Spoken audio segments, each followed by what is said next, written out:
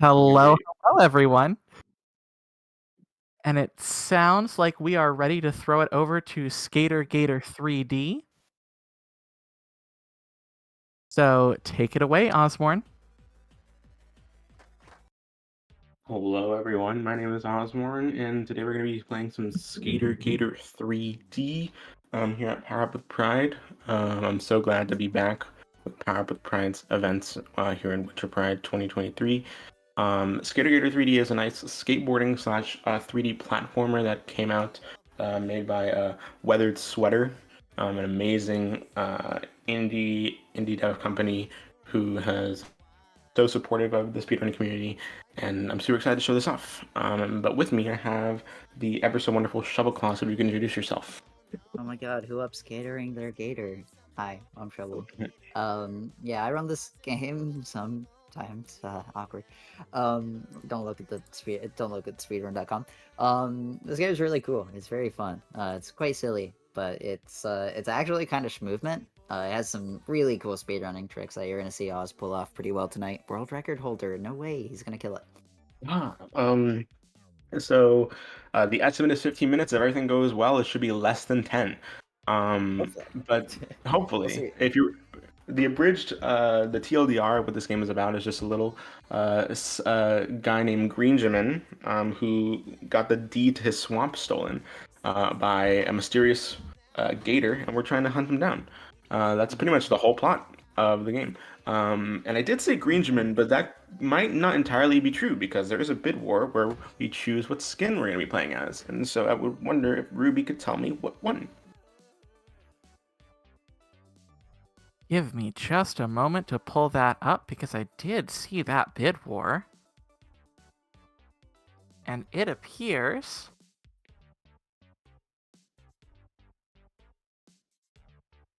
that Sunny G is going to be the winner. Yeah, Traders, all of you. yes, we love Sunny G in this house. Yeah. Although Yes. I mean, I like Sunny D in real life, and it's a great drink. So That is Sunny a G, good thing. it is a good drink. So any Sunny D fans in chat, hopefully we can get some appreciation for Sunny G here. Donate $5 if you like Sunny D. donate $5 if you like Sunny D. Starting off good. Listen, I will read Sunny D donation comments if we get them. Please. With that being said, they are just skins. There's no functional difference with any of them, unless you're playing Chonky Boy, in which case he just messes you up. I mean, yeah. I don't know if Shovel Claws have anything else to say before we get into the run. I don't think so. This game has a story. It's not that important. We're chasing down Trader Gator, who is in our skins list, but he was not on the bid war. To get the deed to our swamp back. That's about all there is for story. It's kind of Mario-esque, where it's like, ooh, bad guy, ooh, go chase him. Exactly. But we're gonna be skating. So timing is gonna begin when we pretty much just for when we load into the first level. So around 3, 2, 1, now. So the main mechanics behind Skator Gator 3D is just dashing and then jumping. But if you're on rails, dashing and jumping are all fixed to like the rails essentially. Like you either there's set movements are fixed to a specific points on the rails, and you can't escape them unless like you're freed from them, like we are here at the end. This first level is pretty simple because we don't use any major mechanics aside from dashing and jumping, and also super jumping. Is that the official name of it? I forgot. Yeah, it's super jumping. It's a dev intended tech to make your jumps go higher and further. Whenever you see those little sparkly stars come from behind our Mr. Sunny G here, that's when we get a super jump. It's just a timing based on when you dash and press A to jump. It is very useful for the speedrun because it gives us more height and more distance. So you'll see those all the time. But right over to the rails here. How I like to kind of describe this game is like half of it is on rails, kind of, and the other half is pretty standard 3D platformer stuff, and that's kind of how it goes back and forth. We have a big tech coming up here, though, if Oz, you want to explain this. Yeah, what I just did right there was when I ended up on that dash, it just paused in the middle of the dash pad. That's called teledashing. For some reason, when you're paused and you're on a dash, it will just build up speed. There is a cap to it, but that speed will allow you to just teleport a pretty large distance towards the end of the level, whichever direction the dash pad is facing. And so we're going to use that multiple times throughout the run. There's one instance of it coming up right here that I feel like is one of the harder ones. Yeah, this one's like impossible. I can never do Yeah. it. Yeah, exactly. That. Yeah, so the reason I think this works, and I might be spreading misinformation, the developer in chat can correct me, but the reason that works, I believe, is during the pause screen, the game doesn't, like, stop you from building up, momentum. So in that pause screen, you just constantly build momentum, and when you unpause, you basically just immediately hit the speed cap. It's really cool. We found that during the Steam Next Fest demo this game was released with. And then it was kept for the full game because they were like, "Oh my god, that tech is so cool." It is really cool. We love devs who support speedrunners. Now, The devs have been amazing. Right, yeah, they have. And so these boss levels that we've been talking through, they're all completely on rails. We especially just ended the. Oh my god, that's fine. There's a checkpoint right here. There's a checkpoint right here. I've actually never messed up that movement before, so I'm surprised it happened today. And so these boss levels are completely on rails. There's no way. There's like you can dash on them, but there's only a certain. There's like there's a very huge like theoretical like limits that like the boss levels have that all the other levels don't really have, because there's only so much you can dash realistically that a human could probably do.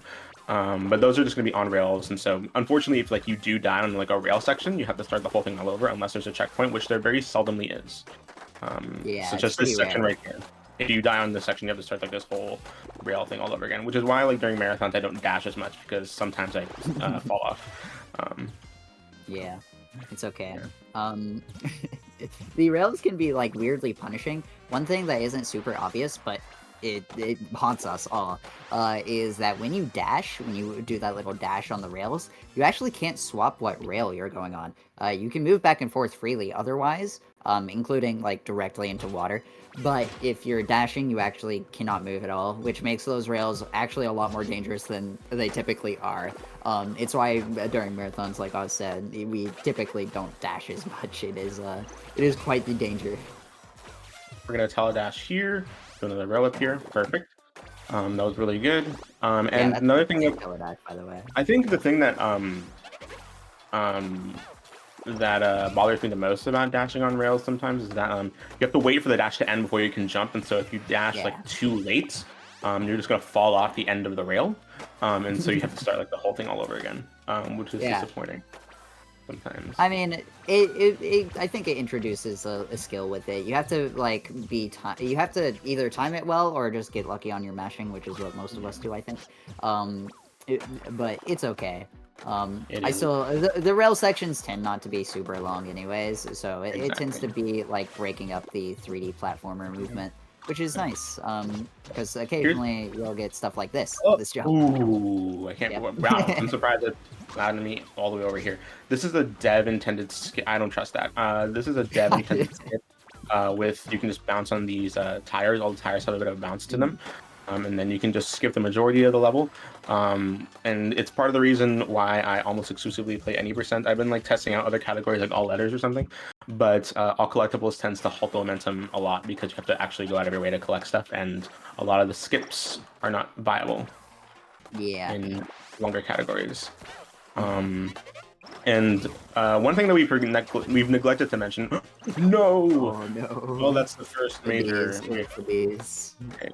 So yeah, so one thing that we've neglected to mention is that in these evening levels, a new mechanic was unlocked known as these eels. They're just ways of damaging enemies. If you attack an enemy and they're within the range of the eels, they will die. And so they don't come in handy too often, usually on rail sections like the one we just saw right there. They're pretty useful. Here's another dev intended skip. I've never bounced that high off of a tire before. I must have found like, I've accidentally gotten like high jump. Yeah, true. That's good for me. Yeah, here's a nice series of skips found by Alice and 8-Bit over these houses, so that we don't have to do any rails. And I'm going to purposely take damage here at the end, just because it's faster to just dash through them, and then avoid the B here at the end so I don't die. So that's the end of that level. And up next is another boss level, but again, it's just rails, and we've kind of introduced all the mechanics that there is with rails. And so, Ruby, if you want to say some stuff, you can right now. Well, you timed that perfectly because we just got a $10 donation from Dayman. Oh, what's Go! up? Whoa. No comment, but again, thank you so much for your generosity and that money going towards Point of Pride. Thank you so much, Damon. Damon is one of the dads for the game. He's great. He follows me on Twitter. Wow. So Yeah. He's absolutely amazing. Thank you so much for supporting the skatering community with all your heart. It's amazing. He's also a dev on another MOBA game. I forget the name. Oh no, I'm a bad Twitter follower. Yes. So right here, you're introduced to a mechanic that's actually gonna come in handy in a later fight where you can damage Trader Gator with like eels, and so that's gonna be like foreshadowing the final fight that you have with him. Also, there's a bit of a glitch there that if you die after going through the final flag, it'll just put you back at the nearest checkpoint because for some reason the game doesn't count like the final flag as a checkpoint. Yeah, it's funny. Yeah, but here's the nighttime level, so we get introduced to another mechanic if Shovel wants to explain it. Yeah, so these are the wild wings. That's right. We get our little dragon wings. They give us just a mid-air jump, and we can use them on rails and during our like open platforming sections to just hop between rails further on. We're gonna teledash here, hopefully. We want to keep these for good skips throughout the run. So obviously, we Really? will That didn't work? use them occasionally. I'm surprised that one didn't work. That worked. Also, I forgot to mention it while we were explaining the eel blaster, but this game has like a very adorable like dev-made manual, you know, like you would get from the early 2000s with your just, like box copy of games, and they like describe all the mechanics pretty in detail, so you can pretty easily learn the run, minus like teledashes. They don't tell you about that. But you can pretty easily learn this run if this looks fun to you and is interesting to you. It's a really fun, like, bite-sized indie platformer. You could probably finish it in, like, 30 minutes, an hour, maybe, if you're not going out of your way for collectibles and stuff like that. Yes. And then probably learn the run in, like, 30 minutes, too. Yeah, it's really fun. I've never been so like obsessive with a speed game before. I grinded it out so much when it first came out. And so right here, I've saved up a lot of wings because we're going to do a teledash here at the end, and then use the wings because for some reason in this specific teledash, when you get teleported, like your momentum kind of pushes you back. And so we use the wings in order to stop the momentum and then dash forward so we can get to the final flag. Also, and now, we're entering into the final 2 levels. Yes, this is the last like standard platforming level. The last level is just the final boss. But it's kind of an amalgamation of all of the mechanics we've been introduced to so far, and also conveniently the hardest skip in the game. Yeah. Which I'll let Shovel explain. Died. Yeah. Yeah. So we're gonna come up, grab this wild wing here for our double jump, and then backtrack a little bit to this little teledash here. Oh, you missed it, but you didn't waste your wing, which is the more important thing. We want to use this wing to make a jump later on, but first we need to teledash onto some barrels in the distance there. Oh how is that not working? How are none of these working? You're getting kind of robbed, but okay. Unlucky, but it's fine. Surely. There we go. That worked, yeah. So just dash onto these barrels. You're gonna come over here. Do a super jump up these barrels. It has to be a super jump because you're not high enough otherwise. Super jump there and dash up with the wild wings. Grab that checkpoint for some safety, and we're off to the final boss. Just some rails to go. Nothing major. Hopefully no deaths. Despite the fact that I got that like the second half of that skip first try, that timing is so much more precise than it looks because you have to do it at the very peak. It is really hard, and so it's something that you have to do at the very peak of your jump. And sometimes, like an annoying thing that'll happen in this game is that when you try to do a super jump, sometimes the game will just eat up your wing, and so that's like, and if that happens, you have to like start the whole sequence all over again. Or at that point, I would just reset in a run if I was thinking, because this game was just so precise at this point. And this is Yeah. the final boss. There's a specific cycle I need to get here, and I'm gonna let Shovel explain it because it's hard to do. Mhm. Um, Yeah, so we have a little bit to go until we get this first Eel Blaster, and we have to be very specific with our movements here. Each time we move from a rail, we get that little shot there, and we have to be really specific on the timing. It looks like Oz has gotten it, but if we do it too fast, then the damage won't actually happen because the Trader Gator that we're fighting here, the final boss, oh, that might be close. Oh, you got it. That hit was dangerous. You played it risky, but time's coming up, by the way. and that is time. Time. But yeah, we just have to be very specific with how we damage Trader Gator. There's a whole second phase to that fight that we don't want to see. It's actually faster to just restart if we miss the 1-2 cycle there. The second than phase it is is so like the long. second phase. It's so The second long. It's such a long phase. But And yeah, yeah. Go ahead. What were you gonna say? I was just gonna say that's Skator Gator 3D, baby. You did it. Yeah. Got our And deed here we back. are, confronting Trader Gator. We're going to Um, explode him. Pipe bomb. Even though in like 2 scenes later he's like not, he's like alive. It's okay. He's a robot. He can survive the bomb. It's fine. We're good. And now we've also saved the swamp and all the area around it from all of these all the trash, and we've saved the wildlife. Ocean. It's great. Yeah. And Trader Gator shows up to help us clean. Yeah, I love him. How did he get his body back? How did he survive the blast? Don't We worry don't about ask questions. Yeah. Anyway, But that is Skater Gator 3D. What was my final time RTA, if you don't mind me asking, Ruby? Whatever it was, or Shovel if you're paying attention. Let's see. It is 11:46. 11:46. That's good. not that bad. Pretty good. That's you're decent. considering how some of those teledashes kind of rob you. That was perfectly right? fine. Yeah, that was pretty fun. That definitely like wasn't a PB, but we wouldn't be able to calculate PB in real time anyway because we do it based off of the in-game timer and just add up the levels at the end. Yeah, And so it's very nice. yeah, very like Sonic rules with how they the method of timing. I feel like that's a shot directed towards me, but I'll take it. I mean, it Anyways. makes sense. It makes Yeah. sense. So I don't mind it at all. Anyway. But yeah, that's Skater Gator 3D. I'm not done because I have another run after this. But Shovel Claws, if you want to shout out anyone before we head out. You can find me over at twitch.tv/shovelclaws or shovelclaws on most things. Big shout out to Weathered Sweater for being really cool devs. You all rock.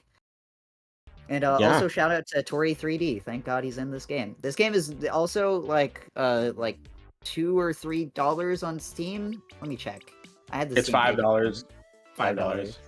It's $5 on Steam. It's on sale for 10% off right now until December 18th. So if this looked fun to you, it probably will be fun to you. It's really nice, very simple. If you thought this was an interesting run, come join us. You can find us on speedrun.com/SG3D. That's right, we got the abbreviations.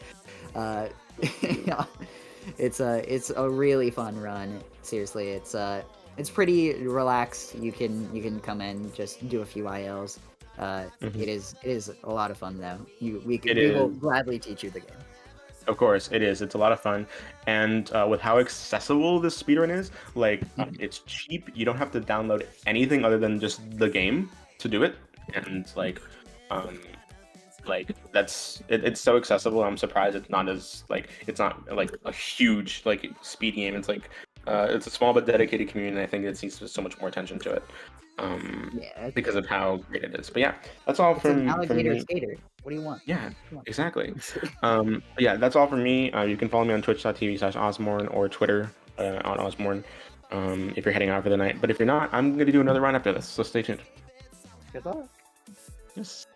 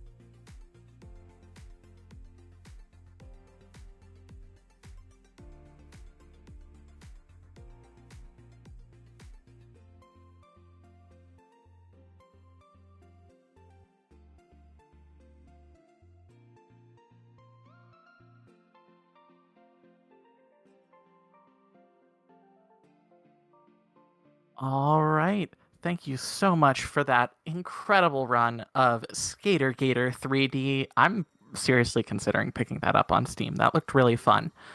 While we were doing that run, we got a $5 donation from Super Blood Wolf Moon with the comment Sunny G, fortified with vitamin G.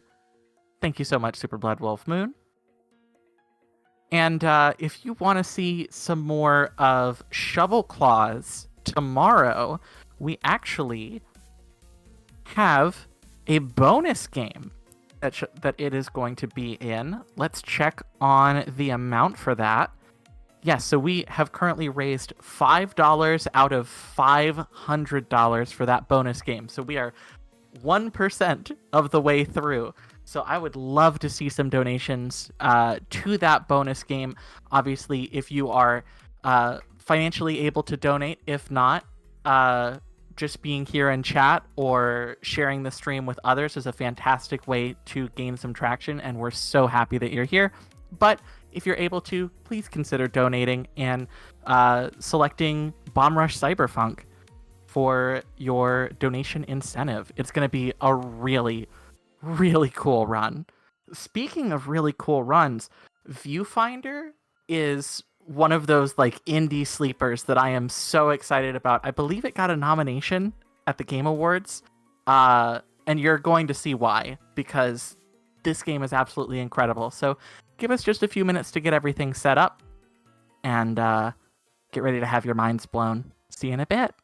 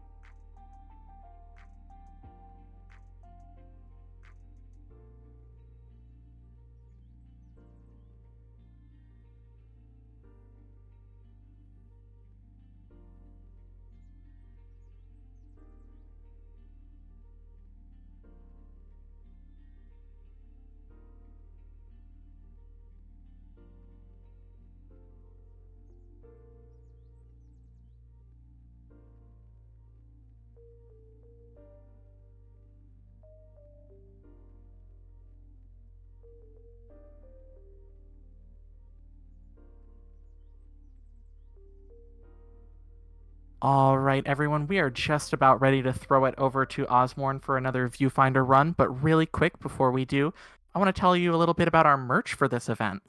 So we have merch. Adorable mugs, t-shirts, tote bags, and hoodies are all available in support of Point of Pride. You can type !merch in chat to get the links to both our Winter Pride 2023 store and the Point of Pride store. I am honestly looking at that Trans Joy mug. I'm definitely going to put that up at my desk at work. All right, and